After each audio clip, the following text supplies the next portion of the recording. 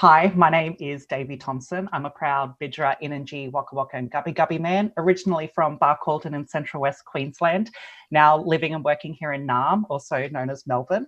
And I am the Development Program Officer at Film Victoria. I'm so excited to be introducing you to our development funding Zoom session for the first time, which is really cool and exciting. It's an opportunity just to take a moment with some of the staff here just to understand what can really make your application pop. Before we go any further, I'd like to acknowledge country because I think it's incredibly important for all gatherings that we acknowledge the traditional owners of the land in which we gathered. So I'm coming to you from Woiwurrung in the Kulin Nations, but I would also love it if you could just take 10 seconds out of your day to find out who your traditional owners are and give them a little bit of a shout out. So on the line with me today, I have Katherine Slattery, the Manager of Fiction Development, and I also have Andrew Wiseman, who is the Production Executive for Factual Development and Production.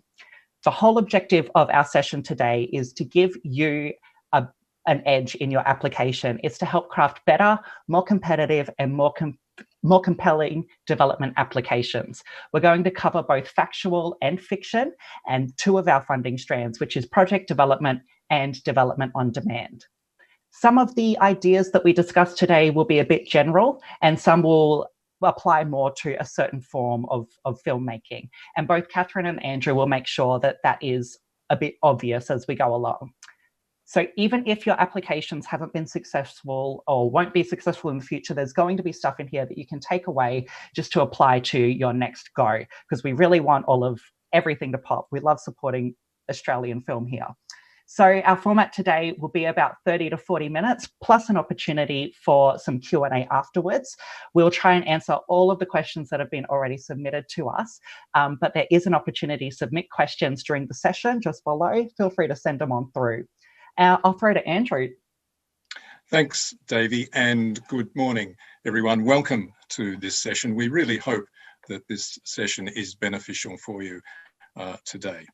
Now, clearly, development is a key part of the overall production process. It's a very substantial part of the process, so we won't be able to delve into all of its facets, but we do want to focus in on what we think are some of the key parts of the development documents.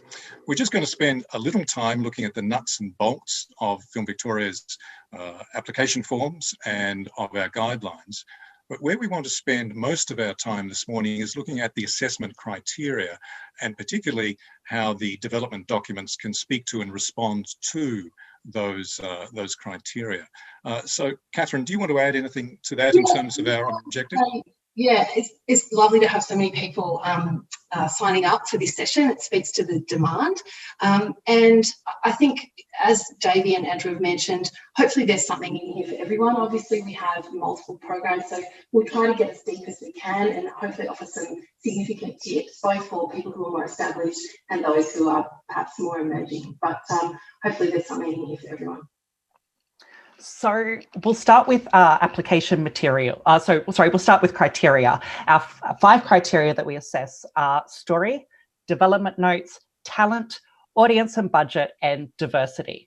We promise we will get to all of those, but your application is made up of application materials, really.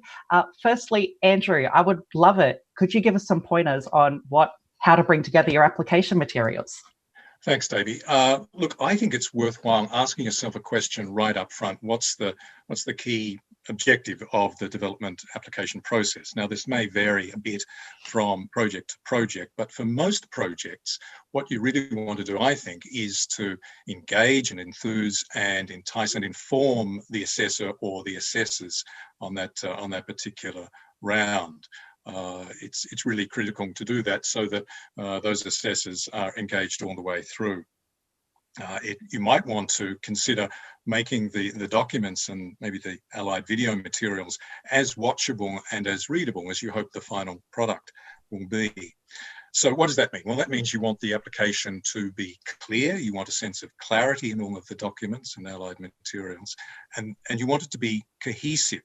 And by that, I mean, you want all of the elements to build on each other and ideally not to have too much duplication. not infrequently we see applications where there's quite a lot of duplication. Sometimes sections are repeated, sometimes the synopsis is repeated a number of times. Maybe that comes about a bit when you have various members of the creative team contributing to the material, which is fine, of course. But if that's the case, you want to make sure that everyone is aware of what materials are flowing through so that you avoid repetition. I think it's a good idea to test the application before you put it in, obviously reading through materials yourself, but with that mindset of how is this cohesive, how do the various elements build on each other. You might want to consider showing the application to someone who knows very little about the project so that they can get a sense, you can get a sense from them about whether it's clear. You might want to keep in mind that the written materials quite often are there to augment any video material you might be submitting. Bear in mind at Film Victoria, we don't require video pitches, they're not mandatory, but we do think they're a good idea. We encourage them. So in that sense, what are we looking for in the video pitch? A number of things. First of all, remember that it's not a sizzle reel. You might be applying for funds to produce a sizzle reel, but the video pitch is doing something else, I think. It's, in a sense, it's in lieu of a conversation that otherwise you might have been having with the assessor or the assessors. So it'll be in your own voice, it'll be in your own style, but it might be kind of conversational in that way. We do urge that the production values of the video pitch are not crucial. What we really want to hear is from you and your passion for the project. For instance, what are the well springs of the idea for you? What are your inspirations for the piece, whether it's an individual or a creative team? What idea, what person, what event do you want to explore through the piece? I think it's important that that comes across. For documentary projects, but this may also apply for fiction, what's your access to the world? What's your privileged access? Or if you don't have access, how do you intend to get it? Overall, I think that the video pitch is a way for you to impress upon the assessors your passion, what nourishes you about the project, why you think it has to be made for you, and why you think there is ultimately a pathway to audience, why an audience must see this. What's going to be the impact of this piece? Why is it going to stand out? And lastly, keep it to length, keep it to 3 minutes. We see a number of video pitches which do ramble on just a tad. And would you agree, Katherine, that's not really the brief there? Well, often, I mean, I think because also we're seeing such a volume, we have assessment panels, people are not obliged to watch more than 3 minutes. So if you've got valuable information in those last 4 minutes of your 7-minute video, we're not going to get to see it possibly. So really do keep it punchy. And just to echo what Andrew's saying about the video pitch, we recognise that for various reasons, people may not feel comfortable doing a video for cultural reasons or any number of other reasons. And if that's the case, you can always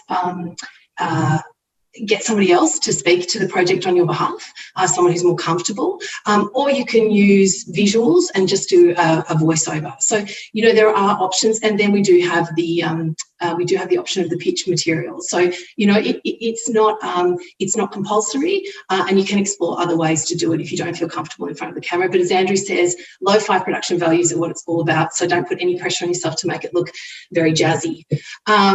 I think the other things, just to kind of move through considerations of application materials, I'd say really do have a look at the guidelines and the terms of trade, do a bit of a deep dive on those, and just make sure there's quite a lot of information in there already. So really do just become very acquainted with what we're looking for. We give a couple of prompt questions, so use those to help inform what your materials are answering to.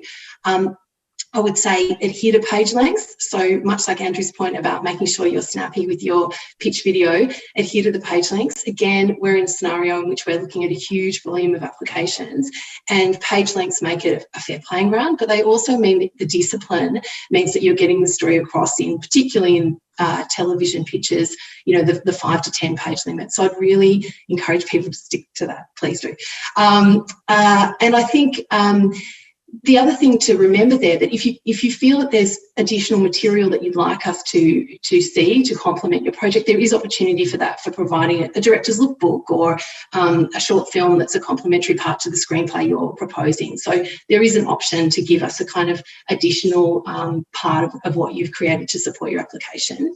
And the last point I would make is about sample pages. This is distinct for fiction, obviously. So in project development applications, we give people, we require sample pages, and that's about demonstrating capacity to execute the proposed project. And with those sample pages, we do give an option for people to provide sample pages from previous work that is similar in tone and style.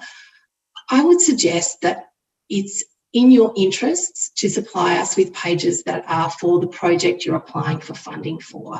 It's a much more compelling application that shows us a pitch Bible and the materials to support that in the sample pages. So we do have that option, but I would strongly encourage people to do that work before they come to us and write the sample pages for the project they're proposing. So they're my top tips on application materials. Beautiful, thank you. I want to move on to the criteria now. So we mentioned it before, the 5 sort of pillars that we mark against, and our first one is story. And so just looking at my little assessment paper right here, the definition of story that we mark against is the strength and distinctiveness of the narrative with an emphasis on bold storytelling, the execution and quality of the submitted materials. Katherine, I was wondering really, when you're looking at an application, when you're marking against story, how does the application pop for you? What do you look for when looking at story? Yeah, I mean, you know, it's also important to stress here, it's me, but it's also a panel. So, you know, it's a panel of people who may not have any familiarity with the practitioner or have had a conversation prior or whatever. So it is viewed by multiple eyeballs. I think in terms of story, as we mentioned before, we won't have an opportunity to go into a really deep dive on craft, but there are probably 3 top tips in this criteria that I would ask people to consider. One, of course, is craft, and I can talk to that in a second. The other one is giving us the whole story. That's number 2. And the third one is about that bold and distinct element that's mentioned in the criteria. So just to go back to the top one about craft, as I said, I mean, I would assume that anyone who's applying is a student of the craft. They're doing the masterclasses and continuing to write and continuing their discipline and, you know, reading and writing all the time, and that always will kind of enhance anybody's skill set. But I would say, you know, all the general considerations of craft, so character and genre, is it complying or is it adhering to all the tenets of the genre? Is this applicant a student of that genre? Do they understand what the expectations are? Is there an acknowledgement and a kind of a recognition of theme? I think that's one area of craft that sometimes gets a little overlooked. And to cite a recent example, I think The Cry, which was a Victorian-produced project, I think that was a production that used theme really interestingly. It wasn't just a word. It wasn't just, this is about love. It was a project that used theme in a kind of urgent, questioning way. And I think theme's an area of craft that sometimes can get overlooked in applications that we see. And then, you know, the other considerations of structure, is the story kind of pushing us forward in a way and keeping the viewer/reader engaged as it goes. So they're the kind of, you know, standard considerations of craft.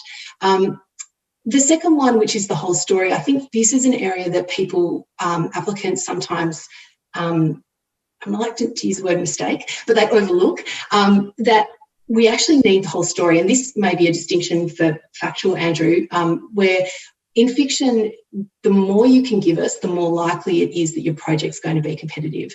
So oftentimes people will come in and they'll have the beginning and maybe a bit of the middle, but they won't have the end. And we want all of it. It gives you a much greater chance of the assessors really seeing the full picture and really understanding the merits or otherwise of the project. So I think that's a really big one that we see as a kind of recurring pattern, and it's great when people have done quite a significant amount of work before they come in. And I would say to that, you know, we do and we have, but in the feature film space, increasingly, I think how that bears out is that it's rare that we're supporting a sort of first to second draft, but more that we're looking at projects that have really moved deeper into the story and they really have a very strong sense of what it is. And the last one, the point I'd like to make is about the bold and distinct element. I think, again, sometimes an area that we see is a recurring pattern that maybe makes a project less competitive is that an applicant's version of what is distinct or bold may be that it's similar in all respects to a million stories we've seen before, but it's set in Australia. And that's not really distinct enough. So if we're talking about ratio, we're probably looking at sort of 70% of known story elements, things that we recognise in terms of structure or form or character or story world, but a 30% element of difference and distinction. And I think particularly in the current market where we've got such an extraordinary volume of options as viewers, increasingly we're really needing to see bold and unique stories and ones that will achieve cut-through. So putting your project through a kind of filter, if you like, to check how distinct it is in terms of what else is in the marketplace is a really critical element of a competitive application. So they're my top three, not four, three. Andrew, I think that's my blurb. Okay. In terms of documentary, there are a number of overlaps with some of the points that Katherine's just made, but there are also some distinctions, I think. And I'd like to begin by just talking very briefly about some of the possible definitions of documentary and factual. You might be aware that it's kind of contested area, but some of the traditional ones are that documentary is a creative treatment, a creative interpretation of actuality, that documentary is quite often a search and exploration for a theme, an idea, a person or an event. So it's worthwhile just considering those definitions, I think, in terms of the story that you're presenting, either because you want to engage with those kind of traditional definitions or because you want to challenge them and subvert them in some way that may be applicable to how you start talking about your story.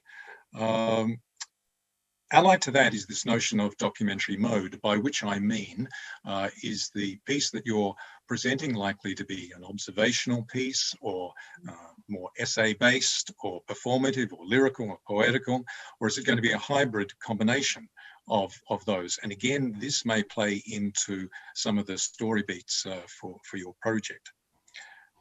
I think it's worthwhile considering for documentary that when you are aware of the main elements of the documentary, the similarities with some of the craft fiction ideas that Katherine was alluding to, that notion of who wants what are the objectives, what are the obstacles for those people achieving their desires, what's the jeopardy involved in all of it, so that you get a sense of what's the heart, what's the spine of this particular documentary. Harking back to what I said earlier about clarity and precision of an application, you may want to consider using a log line as part of the process to really crisply set out what the piece is about. And to use the journalistic term, I'd suggest that you don't bury the lead when it comes to this, that in an application, whether it's documentary or fiction, that you make it quite clear what the piece is about, even if later on we find out that it's evolving, and especially in documentary, you're not entirely sure where the story is going, that there's a very clear idea up front about what it is. And remember that a log line is not a tagline, you're not publicizing the piece as you might do when it's finished, but that you are presenting a very clear idea of what it's going to be about. I'd like to talk briefly here about one of the differences perhaps between documentary and fiction at this stage of development, which is that in many documentaries, not all, you might not know where the story is going. And I'd say this is even true for history-based pieces and science-based pieces where you might be able to script it in a bit more detail. So you can talk to that in the application. What is it about the story that you know, and what is that you don't know? Where might the branches of the story take you? Which ones do you find exciting? Which ones might you not follow because they're not as much interest to you? So I think it's important to look at some of those areas. In documentary, you might also want to talk to the amount of research that you have undertaken thus far in order to find the story, to search for the story, and what research is going to be required from that point on for the documentary. And finally, what I want to talk about is that sometimes documentaries go out searching for one thing and discover another. Something that also happens in fiction, and sometimes the surface of the documentary idea turns out to be a kind of a Trojan horse for something else that is revealed. And I think many fine documentaries find that approach. So you might want to think about that in terms of your particular story. And you might want to talk about what surprises, what twists and turns has your documentary story had even up to this point of development, and think about the future. Where might the twists and turns take you? So those are some of what I think are the key issues to do with documentary story.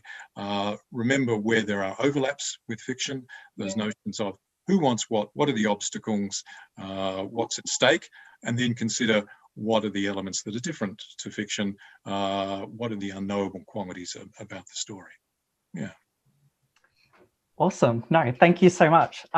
So just moving forward, because I am conscious of time, there's so much to talk about, but we kind of do have to power through. So make sure you send us your questions, guys. But our next criteria is development plan. And so reading straight out of my little dictionary, we mark it against the degree to which the development plan diagnoses the story challenges in the current material, while also offering strategies to address them in the next phase of development. Katherine, I was really hoping you could speak to this. When an assessor is looking at the development notes, what can help us push it along that little bit further? Yeah, I mean, I think if story is probably the hardest criteria to get right, I think development notes are probably the one that's most overlooked. I think there's probably they're a really critical part of an application, and maybe this is an opportunity for us to offer a little bit of insight into what you can really do to enhance your development notes. I think there's probably three key things for me again here. One is identifying the next steps. So that's probably number one. We know that development isn't linear. It's often circular. It's often infuriatingly circular for a very, very long time. But I think our reason for being in development is about moving a project ever closer to production. So it's really about keeping that in the forefront. We don't want the project to stay perennially in development. We want it to move towards a production conversion. So identifying the next steps, that's really the critical element. And the subset of that, which is my second point, which is diagnosing the weaknesses. So it's not about saying my work is fabulous. I'm sure it is, but that's a really poor set of development notes telling us how glorious the project is. And to Andrew's earlier point about making this a selling document, the selling element of this is telling us in really accurate detail what is working about your project and what really needs attention as part of the next stage. Because ostensibly that's what we're looking to support, is a blueprint for the next phase of development, of which we are funding. So really, as much as possible, I think we offer a 3-page limit, 3 to 5 pages. So use the 3 pages and really kind of give us the detail about what's not currently working. And also, if you're diagnosing, give us a bit of a treatment strategy as well. So tell us how you're proposing to do it. And knowing, as Andrew says earlier, that might change, and it does. It changes in the process of working. But give us what you know now, as much as what you know now as you can. And then I think that leads into my third point, which is about the format. This may seem like a really basic comment, but very regularly we'll see development notes that are stream of consciousness, and that's not necessarily very easy to read. So I would encourage people to really break the format of their development notes into subheadings. As I've said multiple times, we're reading a huge volume of materials. So if you give us a steer on where the issues are and using those craft headlines we talked about earlier about character and theme and genre and tone and sort of where you think the kind of issues are. That's a really clean way to break out and steer the reader to where you consider the biggest issues, but, you know, considerations to be as part of the next pass. So they're my big take homes for development notes. Yeah, give them attention. It's probably. Yeah. Yes, I agree. I certainly agree that they're one of the most difficult parts of the application to write. And just harking back to what I was saying earlier, do try and make sure that they sort of harmonise with the overall materials. Quite often we see next stage development notes which talk to very practical matters about how the money is going to be raised either in the next stage of development or down the track for finance. Now that's not entirely wrong, but I'd suggest it's mostly relevant when it has an impact on your creative elements right now. Just providing a list of the practical elements of who you're going to employ and raising finance is not really what these next stage notes are about. Better to concentrate on where you see the creative challenges. And just echoing what Katherine was saying, try not to just continue to extol the virtues of the piece, but to really burrow down into what you see are its deficiencies at this point. And then crucially, some strategies that you might employ to deal with those challenges. By definition, you're not going to have solutions to the challenges at this point, but you can kind of signpost how you're going to go about looking at. If, for instance, in the documentary world, you might have a difficulty in access to the world that you are intending to film in which case you might talk about how you're going to go about breaking down those barriers. If you have really good access, how can you get better access? What sort of strategies are going to be employed there?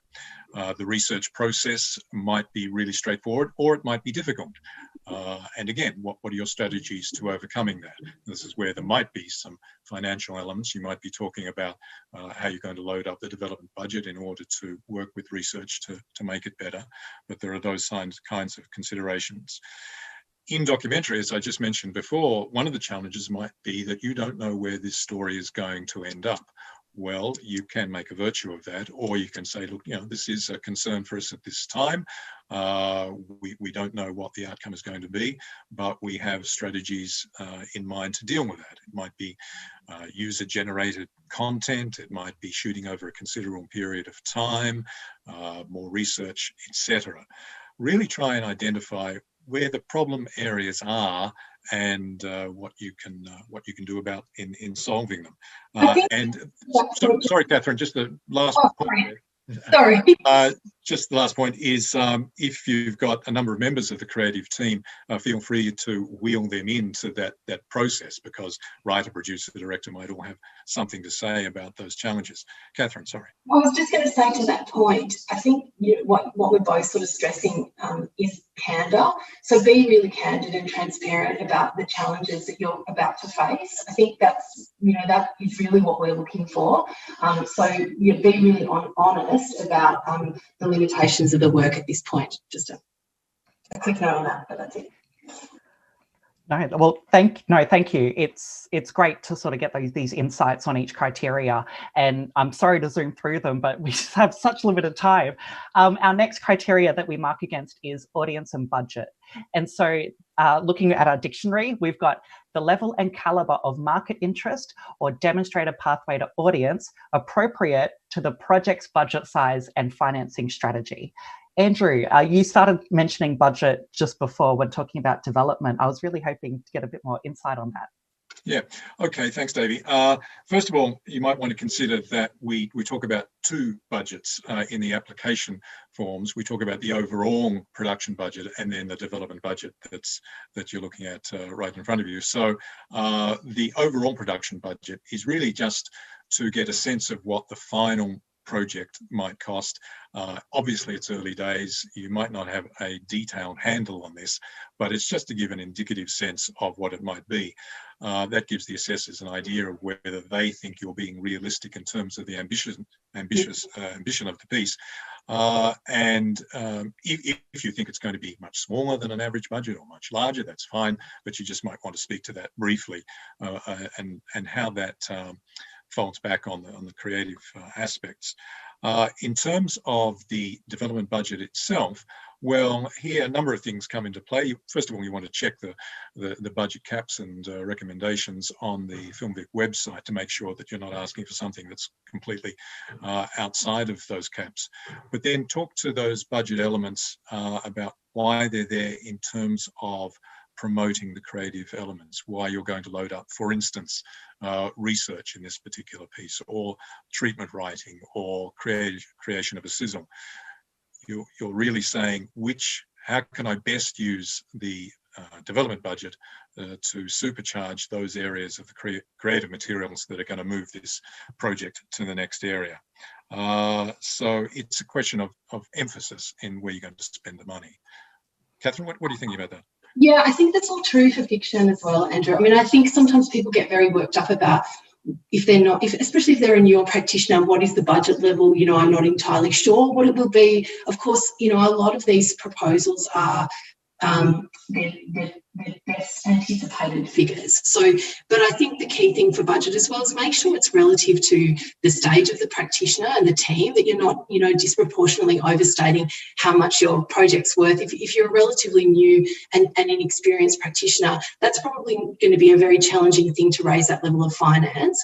Not impossible, but just being realistic about what's appropriate for your level of experience, and also what's appropriate for the market currently. In the feature film space, we know that that's under a huge amount of pressure, and what's kind of realistic about what finance may be available to you. So that's just one note on budget, but I think everything else is highly applicable to fiction.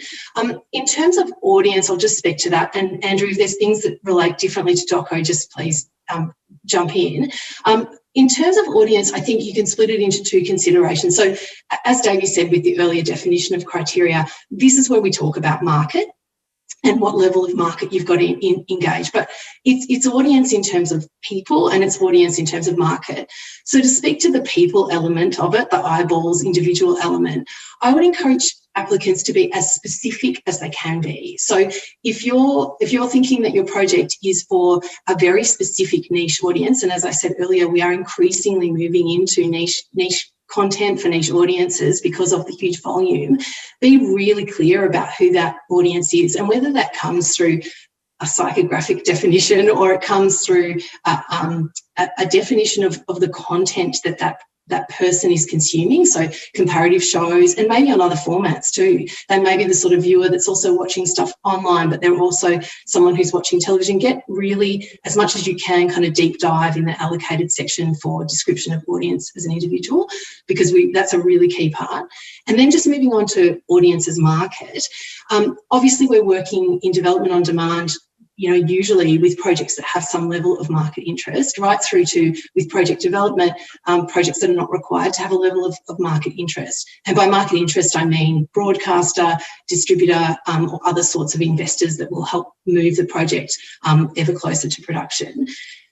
Obviously, projects that have a level of market are going to be more competitive. They just are, simply because of that remit, which is about moving projects toward production. So, right through from, if you have matched funding, that's incredible, and we're sharing in the risk and we're sharing in the investment, and we're both equally engaged in that project moving forward. But if you don't, and this is probably more in the project development space, I would encourage everybody to have, again, a really detailed plan, and this probably is in the project notes section of the application. Talk about how you are going to get that project to the broadcast partner or the distributor or whomever else. So if your aspiration is Netflix, simply writing that the project is for Netflix is insufficient detail. You need to give us some insight into how you plan to approach Netflix. How will you do that? And this might lead into, we're going to talk about talent in a minute. This might be part of speaking about your team and their capacity for access to that world or whatever, but it's a roadmap about how you're planning to approach market and the timeline for that as well. So as much as you can, give us an idea of how you propose to present it to market. Beautiful. And actually, we are starting to lean into talent. Yes. You're so right. It's our next criteria that we assess our applications against. And on my list here, it says the ability of the individual or team to develop the project and ultimately realize the production. Andrew, how does talent pop on an application for you? How does talent pop? Okay. I think it's worthwhile mentioning that we have two programs at Film Victoria here, as Katherine just mentioned, with Development on Demand and Project Development. So with Project Development, which is aimed at those who have less experience or new voices, sometimes we do get people who are very experienced applying through that program because the timing works for them, but mostly it's for people with perhaps less experience, but who can demonstrate some capacity to realize the idea. So let me talk to that for a moment.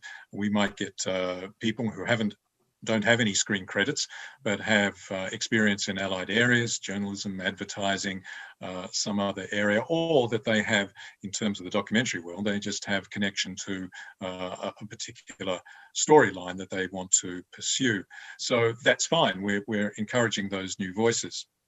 You might want to consider, if you don't have credits in screen production, aligning yourself with someone who does. They don't have to be enormously experienced to bolster the application, but that's something you want to think about. In the documentary space, if you can demonstrate that you do have a connection to person, an idea, or an event, or a story world, then that can be demonstration of capacity, at least in the first instance, to move the thing along. You might want to, and this works for both Development on Demand for more experienced practitioners as well as project development, you might want to talk about the deficiencies or perceived gaps in the talent in the project. You might be very strong in one area, writing or directing or producing, but less strong in another. Be upfront, be candid about that, and talk about how you're going to address that, either in the short term or down the track a bit. So I think these are some of the important areas. Let me just quickly talk about Development on Demand, which is usually for more experienced practitioners, but I would encourage them also to look at this as an opportunity to say, well, you know, we're experienced, we've got certain track record, but we think we could be even better in another part of this application, which is why we're allocating money to go out and look for someone who can bolster the team. So it's all about being upfront, being clear, and saying, what do we have on board in terms of providing momentum for this piece, and where is it deficient? How can we overcome those gaps? I think that it's all true for fiction as well, Andrew. I mean, I think one of the distinctions here that's a question I get asked a lot is, and it's only applicable to fiction, is about solo applicants. So in project development, we allow practitioners to come in on their own and apply for support only once before they then, if they want to apply again, they would need to have secured a producer. I think, no, we have done it, and so there's precedent, and so we encourage it and welcome it. I think the really critical thing to keep in mind is, if you don't have those other creatives involved, so if you're a writer applicant, how do you plan on bolstering the rest of your team at this next stage in order to really deliver us an incredibly compelling set of deliverables at the end of the process? And I think oftentimes, if it's a writer applicant, I think you're wise to consider getting an experienced script editor. I think that can often be the distinguishing competitive element in some projects. Or you have a really good roadmap to the points we were making earlier about how to attract a producer, or you've begun conversations, but they need to see more materials, and so this is part of your strategy to kind of securing them in a more formal way. So I think there are things to consider if you are a solo applicant, and certainly talking to at what point you plan on bringing other people on, knowing that screen making is a collaborative act. So demonstrating that you are very comfortable playing with others is a really critical part of an application, and you plan for doing that. And don't be afraid to nominate individuals. You also would encourage people to be capable of accessing those individuals, so not nominating people who are perhaps fantasy picks, but really more people that you know and you can kind of build a relationship with. So that's my points on solo applicants. And then the other point I would just make is, If in fact, and we know it is sometimes challenging, particularly in the project development space when people are starting out and they don't necessarily have all those relationships in place, if you don't have a really experienced sort of producer or EP or whatever else, and you are a newer team, mentorship can be a really fantastic part of demonstrating that you're invested in your own career advancement and you're invested in best practice and being around best practice and learning from people whose experience is greater than yours. So I would encourage people just generally from a career point of view, I've certainly benefited from it in my own career, seeking out mentors and you know, you can speak to that in an application. They don't have to be formally part of an application, but certainly mentioning those people in your career is a really good way to sort of illustrate, you know, the talent of the people surrounding the team. Brilliant. No, thank you so much. And we are, moving towards our Q&A section. So make sure you get all of your questions into us. But before we do, I'd love to talk about our final criteria that we mark assessments against. And it's my personal favorite, diversity. I feel like it's been something that I've been advocating for my whole career. So to see applications marked against diversity is actually really awesome. I was just wondering, how do you measure diversity on an application? Yeah, and I agree, Davey. I think that's a really key point you're making, that it is one of the criteria. So it's a criteria that has equal consideration to all these other criteria that we're discussing, and it's an incredibly important lens through which Film Victoria assesses projects. So I guess the critical thing for people to consider is that diversity is defined by us and by the ABC and other screen agencies. There are kind of 5 pillars. Those are LGBTQI, First Nations, gender, called, so culturally and linguistically diverse, and First Nations. So what we're looking at is the incorporation of diverse elements both on screen and off screen. And speaking to that, there's opportunity to speak to that in the application form, and we also appreciate that sometimes that might not necessarily be a straightforward thing to talk to those elements. But if you can and you feel comfortable doing so, how are those elements, those diverse elements, included in both the on and off-screen team? And if not, how do you propose to address that? Because to have none of those things is not competitive at all, and it's not acceptable in a current landscape. So it's necessarily a really urgent part and a really important part of evaluation. So thinking about it in that way. And I think also a really sort of key element is the element of authorship. So in terms of diversity, we also look at the authorship element. So if you are proposing to tell a story from an underrepresented group or a minority community or a diverse group that you don't have any lived experience of, what is the way in which you propose to engage with that? So if it's a First Nations story, you need to have a key creative. It's non-negotiable, and that's been the way for a very long time. It needs to be a producer, writer, director on the team. So it can be one of those or more than one if you're planning to tell a First Nations story. And if it's from, as I said, a minority community, then ensure that you have meaningful collaboration and meaningful engagement. So what that doesn't mean is paying somebody a very nominal fee and having them as a consultant for one day on the project. It means really genuinely engaging, so there's no exploitation and there's a level of genuine authenticity and ownership within the project. So sometimes those definitions can feel a little opaque, I think, to practitioners. So if you do have questions, then you can call us and we can talk you through it with the specifics of your project in mind. But it is, as you say, at the head of this criteria, Davey, it's a really critical element, and I encourage everyone to think about it very seriously as part of their project, because if you don't have diverse elements in your project, then it simply won't be competitive. And all of the points that Katherine has just made apply to documentary projects. I think it's worthwhile asking yourself right up front at the initial stages of a project, do I have the right to tell this story?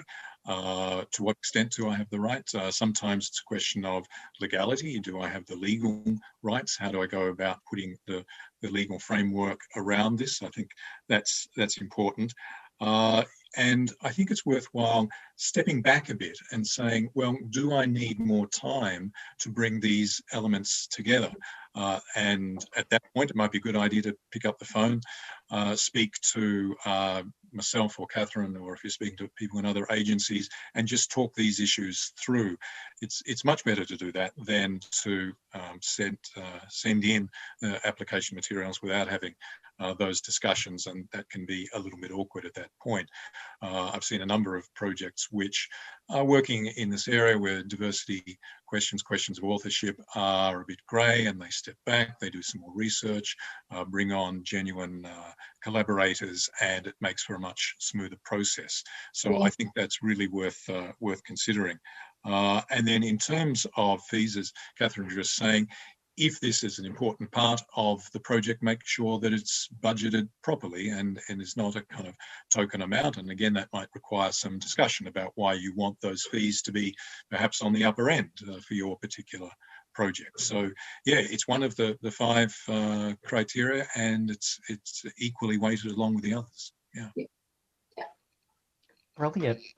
Yeah, that's how 5 criteria hit, and we sort of zoomed through them. But so I was just wondering, really, when making a really exciting application, sorry, lost my word there, but when exciting, we want exciting applications. That's the perfect word, Dave. Exactly. We read a lot of them. But are there any other elements that really help the application pop? What other things do you look for outside of the 5 criteria that we've talked about today? It seems weird that we haven't discussed it yet, but benefits to Victoria is obviously a very critical element of applications to Film Victoria. So, I mean, it's not in its kind of in the ones we've explored, it's not a criteria as such, but it is a consideration within that audience and budget element. So benefits to the state, obviously in project development, that is only applicable to Victorian applicants or Victorian teams.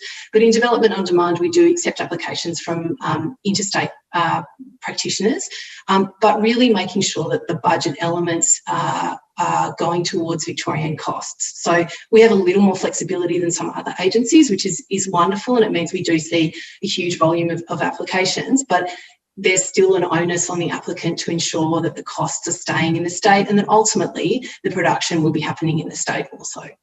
Yeah, and what I'd like to add to that is this observation that most screen projects take a very long time to come to fruition.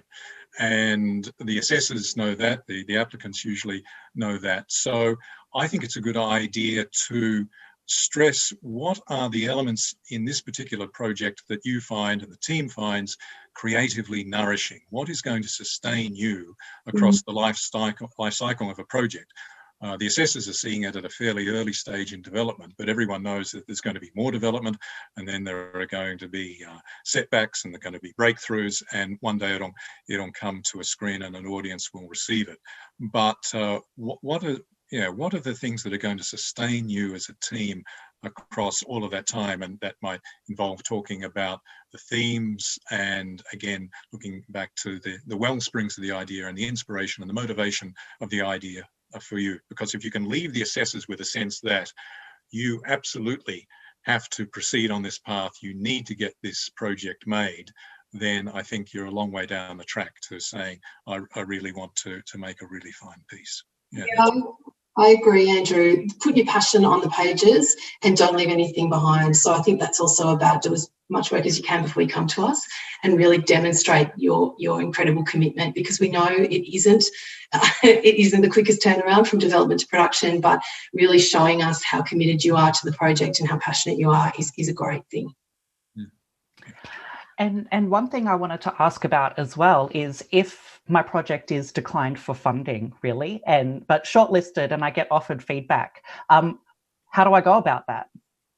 I don't know if it's different in factual necessarily, Andrew, but certainly, it's not always necessarily a shortlisting situation where you may have an opportunity for feedback. And I guess my big note just generally would be really open to that. We are very invested in the project being better. We there's a huge amount of goodwill that goes into the assessment. We're always reading with a lens of hoping the project is the most exciting application, as you mentioned before, Davey. So if you are declined, and you know, the reality is that the majority of projects are declined, and you do have an opportunity for feedback, really hear it and listen to it. We've definitely had circumstances in which projects have been declined, there's been feedback, they've gone away and done some work and come back and been successful. So there's a pathway there. And I would just say that the feedback is offered free of charge, and it's you know, often a really useful tool that if you're getting feedback from us and then it's recurring feedback from elsewhere, it starts to inform those things like those development notes about what your next stage and strategy might be. So yeah, I would just generally say really take up that offer if it's given to you, and really welcome it and use it as part of strengthening your project. Yeah, I agree. Try not to be disillusioned. Remember that there are a lot of projects being assessed, and when a project is declined, it's not necessarily saying that it's not strong. It's saying just in this particular bunch of applications, it wasn't quite strong enough to be supported. That sometimes these decisions are really line-born. So keep that in mind. And as Katherine was saying, try and glean from any discussions or any feedback you might get. What is a way forward? What can you take from that feedback to just move it to the next stage, and hopefully next time it'll be successful. Yeah. Beautiful. And we are up to our Q&A section now. So thank you everyone for sending through your questions ahead of time. And while we've been live, they've been pouring through. It's really fun to read, actually, a bit distracted. But I do have a few questions here in front of me. What is the best way to reflect comedy in a sample pitch and Bible? I think, well, obviously we recently had, this is a question for me, I assume there's not a huge amount of comedy and factual. I mean, it does happen, right? It does happen. I'll take this one. I think, look, I know historically at the ABC, what they used to do in terms of the comedy department was they often used to get people to actually shoot a scene to demonstrate how the comedy might pop off the page. So, you know, there's different forms of comedy, obviously, and with the recent Stan Comedy Fund, we had an overwhelming response. So there's a lot of people out there trying to tell comedy stories. I think, you know, certainly putting your best foot forward in those sample pages and you know, not the joke a minute, but certainly doing as much as you can to show us that you can bring the funny, depending on the style of genre. You know, it may be dramedy or it may be less so, but if you're really aiming for that kind of high laugh-o-meter, then I would certainly put it all on the page. And if you're testing it with other people before you apply and it's not necessarily scanning as well as you would like, then I would suggest that, you know, as we were discussing before in that lo-fi way, if you feel comfortable, and a lot of people do come from an improv background, and you want to shoot one scene and supply it as additional materials to your application, knock yourself out, do that. But I certainly think you should show us your best in those, you know, 10 sample pages. Another fiction question, actually, but can one submit a fiction project in VR? Yes, we can actually. We haven't talked about that. We're platform agnostic, so we want all the screen children. So we online and feature film and television series and VR, and we do actually. We're getting a higher volume of VR applications through recently, which is really exciting for us. In order to submit VR, you need to submit a pitch Bible, so the same sort of requirement as online and television, and you also need to show us a version of the AR, so a rough draft visual version, if you like, just to give us a sense of how the visuals may go. Now, if you've got questions around that and you want to talk to us about it before you apply, then I welcome them. But certainly the VR space is quite competitive because obviously distribution models for VR are slightly less straightforward than they are for other formats. So that's a really key consideration for VR applications. But yes, you certainly can, and please do. We're seeing some fantastic VR projects coming through. And I'd just like to leap in there and say that we're more than open to VR applications in documentary as well. And we do have a lot of questions to try and get through, so apologies if we don't hit yours today in this session, but we will reply to your question as soon as possible. Next question is, if I don't have 3 or more credits and haven't secured co-funding, can I apply for development funding? You can. I mean, we can both speak to this. Do you want to speak to this one, Andrew? Yeah. Well, so we're talking here about development on demand, and yes, one of the eligibility criteria is having 3 credits in the form of the documentary or the fiction piece that you're applying with. So that's the criteria. As always, look, there can be some discussion around this area, and we've had discussions with people who may have not exactly the setup of credits, but have another case they want to make, basically, to have that eligibility requirement waived. It's not often waived, I'd have to say. The guidelines are there for a particular reason. But yeah, look, it's absolutely possible to have a discussion about those credits.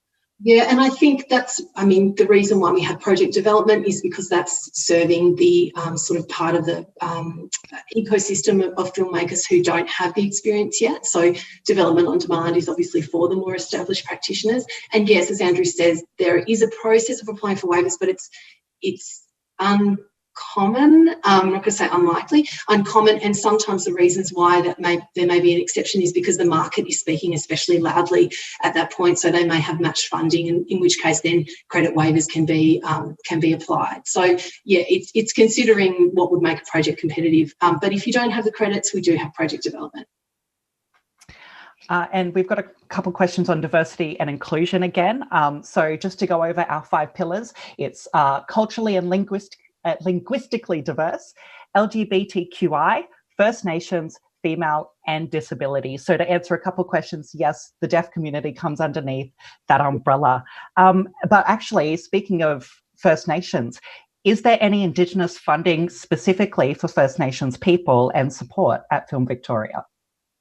We see a lot of First Nations projects coming through development. There's not a specific development fund for First Nations stories, but we do support First Nations stories. There's certainly an element of industry and development, which is about First Nations practitioners. So there's avenues there for support. But in terms of a specific avenue for First Nations stories through development, it is just part of the overall development pot. Do you need to submit a complete fiction feature script? How good does it need to be? Really good. Really, really good.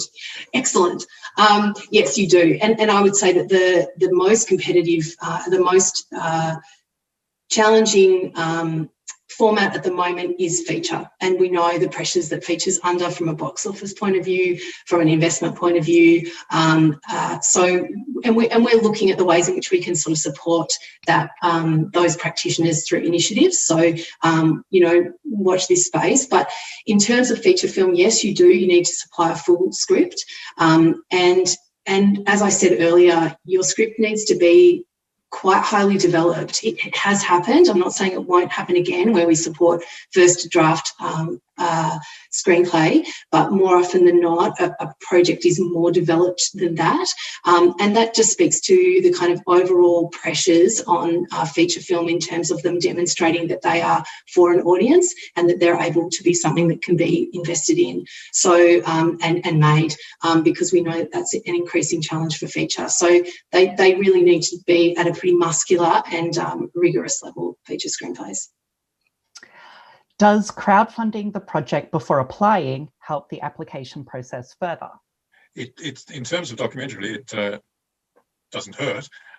It speaks to support for that particular project. It really is kind of case by case, I think, with the projects that I see coming through, and whether crowdfunding is either in place or might be part of the finance system down the track. I'll speak here briefly to a comment we made before about the next stage development notes, where sometimes people go into quite a bit of detail about how they're going to bring the finance together. Perhaps that's not the best use of time there in those development notes, but you can speak to it a little bit. But if you have some crowdfunding prior to bringing in the application for development, yeah, that's fine. It suggests that there's some support there in one form or another, and you'll see too that quite often when people apply for money, there is third-party funding. It might be from themselves or philanthropy, another state agency, or crowdfunding or another source. So it's good to see that in place, yeah. And we only have time for one more question. So apologies if we haven't hit your question, but we will answer them throughout the day. And our final question for this session is, does your project have to be filmed in Victoria? What if you want to film the majority overseas? Well, let me leap in there. In terms of documentary, we absolutely recognise that documentaries need to be shot where they need to be shot, where the story and where the people are going. So that's one of the really enticing things about the documentary format, that it covers so many places and events. So that's not the critical area there. But we do look to how the development funds are being spent within Victoria in order to get to that place. If you are bringing together third-party funding, we would expect perhaps that the third-party funding would be spent on non-Victorian elements, but that the Film Victoria material support will be spent on Victorian elements. But yes, especially in terms of documentary, we recognise that documentaries need to be filmed here and around the world. Yeah, good stories are everywhere, right? I think it's slightly different for fiction because we really do look at the likelihood of the project shooting in Victoria, and if it can't, there has to be a very compelling reason why, and there may be.